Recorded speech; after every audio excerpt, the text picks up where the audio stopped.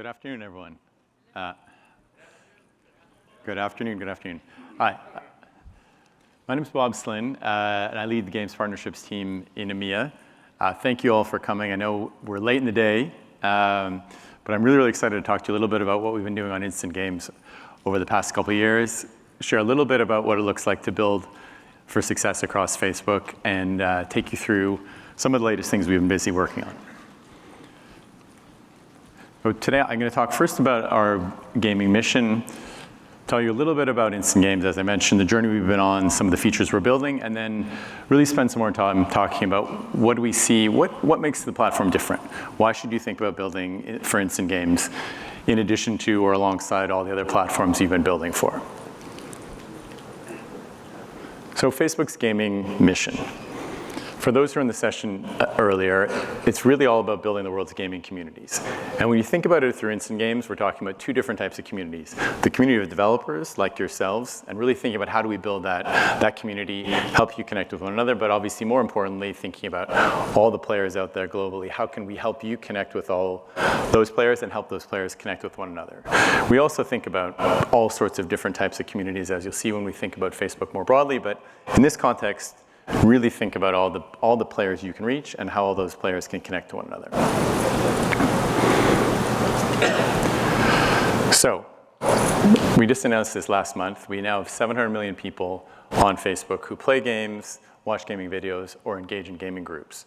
This is a huge audience, as you can imagine, and this just gives you a sense of the scale of engagement on Facebook games today and all the different types of engagement and opportunities you have as game developers to engage with players across Facebook.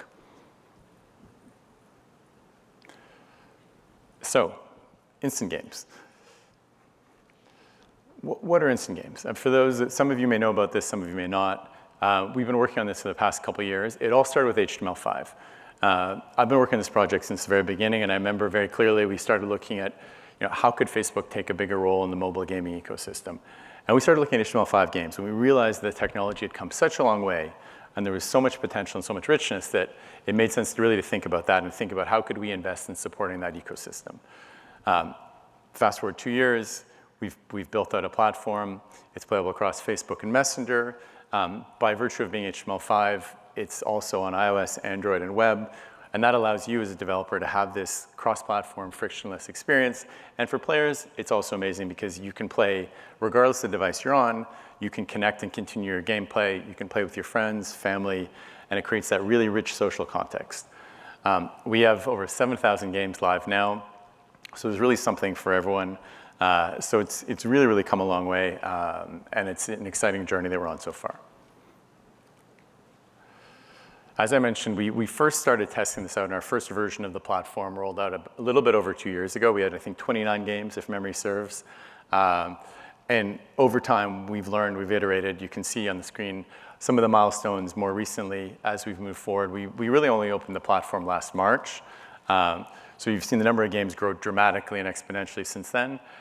We rolled out an ad unit, which allowed developers to start to find high-value users.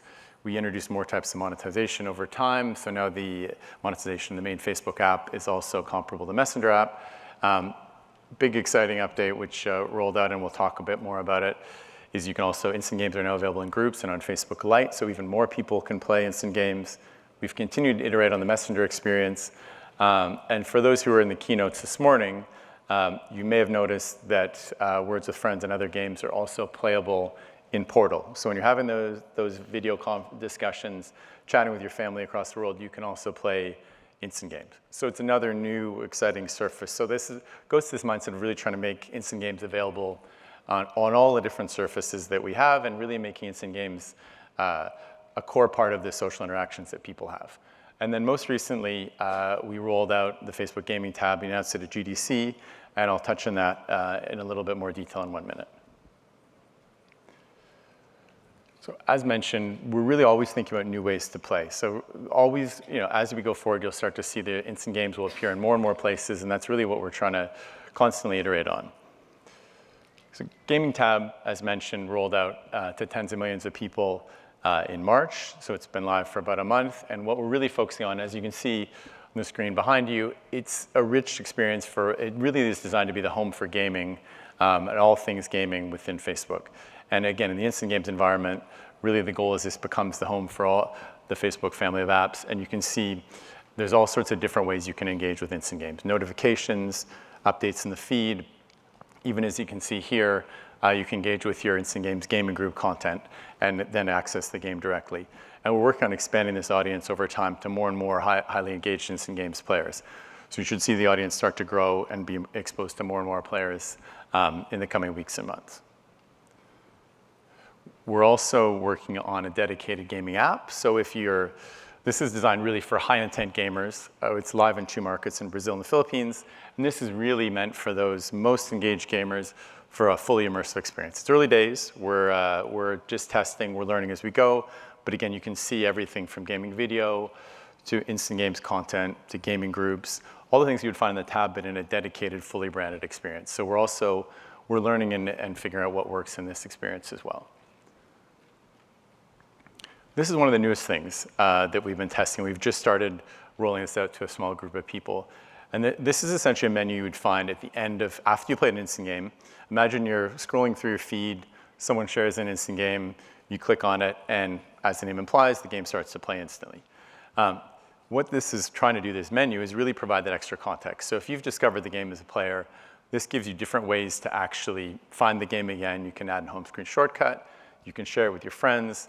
You can also see other games that are relevant and interesting to you. So this is, again, part of what we're trying to do to constantly iterate and evolve the experience so that more people can keep coming back to the game.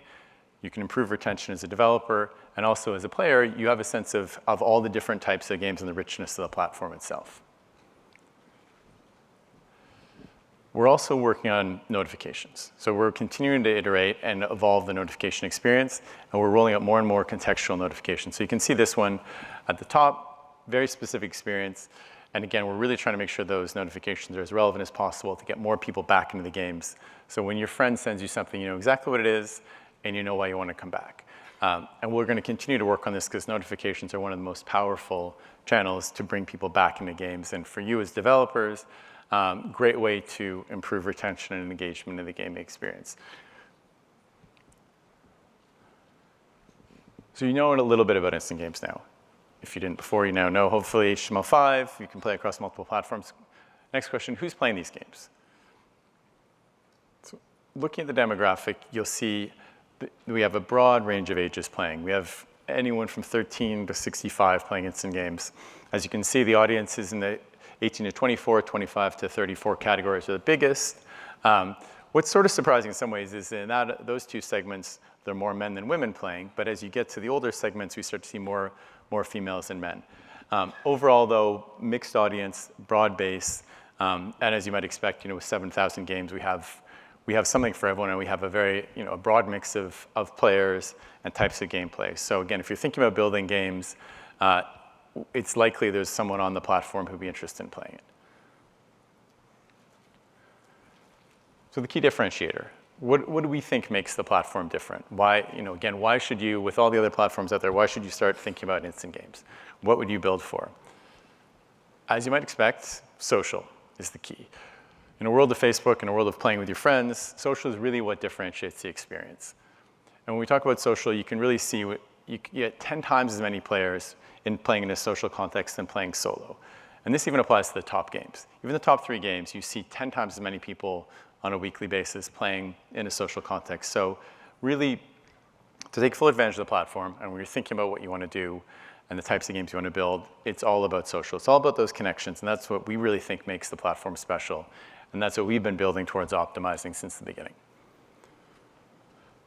Again, not too surprisingly, sharing is important. And really, if you look at this, you have 3.5 times as many people playing your games 2 weeks after launch if you have sharing.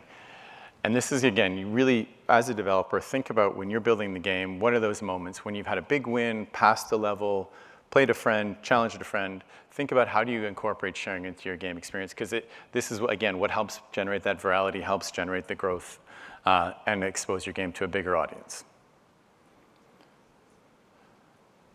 Now I'm going to talk a little bit about some of the features that will help you build for success when you're thinking about how do you actually build out the game, what are the features you want to use, and what are the tools that we're building and continuing to evolve.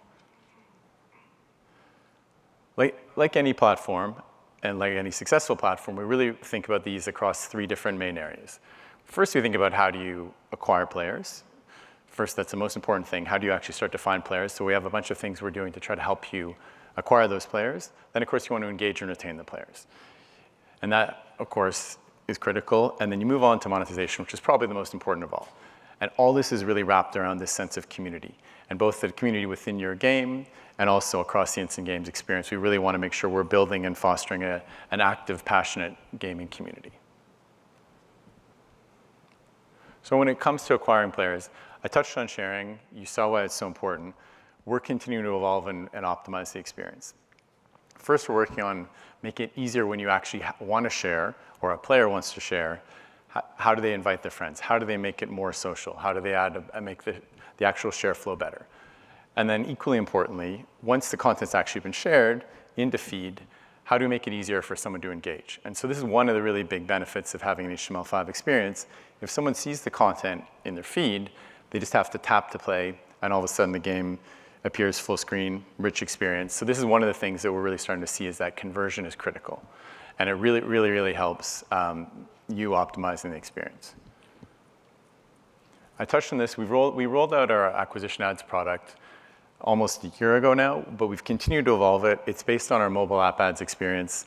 So you have all the power of targeting and all the experience that we've built up over the years and really making sure it's a powerful ad unit. But it's also coupled with, as I mentioned, the similar experience where if you happen to see an ad in feed for a game you like, you click, and next thing you know, you're playing the game. So we're really starting to see some nice success stories with this as developers start to optimize and build deeper games, and they understand the users who are high value, they can start to use this to target those users. Now, touching on engagement, and engagement in a lot of ways means retention. What are the ways that different players and different developers help retain players? And looking at it, you look at the top retention channels in instant games. As you might expect, social is critical. Social invites is the #1 way that developers and players are retained on the platform today. So again, really think about all those ways that you can facilitate player interactions. How can they help invite each other? How can they remind each other? How can they create those interactive gaming experiences? Home screen shortcuts, I mentioned those, they're also important. Bot threads are important. So there's a number of different social channels that are really, really critical that help you retain players that the platform enables. I mentioned groups. I just want to dig in a little deeper because this is something that's really important for those who are this morning. Groups are even more front and center in what we're doing. It ties to the broader sense of community. We have lots and lots of gaming groups. You may have seen the numbers earlier. Thousands and hundreds of thousands of gaming groups. We also have a lot of instant games groups. So this is, for the most engaged player base, this is a really, really powerful channel and a powerful mechanism for you to engage your players. And you can see on the screen, we actually have built out a special leaderboard function. So for this Everwing group, we're looking at other functionality specific groups. So then, not in addition to your friends, if you're in a group of like-minded individuals, you have things like leaderboards and other ways to challenge players. And that really helps enrich the experience. So again, another way and another form of engaging and retaining those players. Pages, again, this is a channel for the most engaged players. And for you as a developer, this is the best way for you to broadcast information to that broader community. So you can tell them about updates to the game, promotions, challenges, you name it. Pages, again, are a useful and important channel for you as a game developer to interact with your community.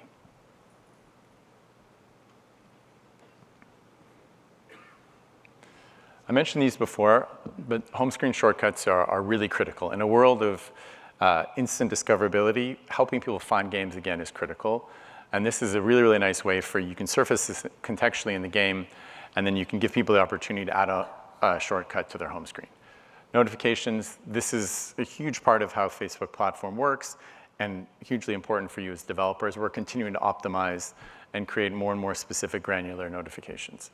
And then, again, for anyone building a social game, anyone building a turn-based game, on and offline notifications, matchmaking is also super important. And this is a way for you to ensure as a developer there's always liquidity, always someone for a player to play against and to challenge when they want to. Monetization. Last but definitely not least, we've integrated the audience network technology for in-app ads into instant games. So again, you can leverage this. It's easy to plug in. Depending on your type of game, you can either integrate interstitials. If you have a simpler gameplay format, you leverage all the liquidity and all the network of the audience network ads platform. And also, again, if you have a deeper game, rewarded video is an amazing solution. It also allows you to have higher monetization, but it also can improve retention because it allows your most engaged players access to more of what they love, be it specific items or currency or something in the economy. So both of these are really powerful depending on the context, allow you to monetize all those users that you've engaged and acquired on the platform. And of course, in-app purchases. So we have in-app purchases available for both Android and web. Again, for those deeper games, imagine you have an in-game currency, you have a shop, this is a great way to add additional monetization. And for those really, really committed players, a great way for you to grow your business as well. So that's my tour of instant games. There's a lot happening. We're really, really focusing on building out across different experiences. Think about how do you build for the Facebook app? Think about all the social context I've shared, everything from groups to the gaming tab as it continues to grow. If you're keen to learn more, check out fb.gg developers. I'm also happy to take questions after.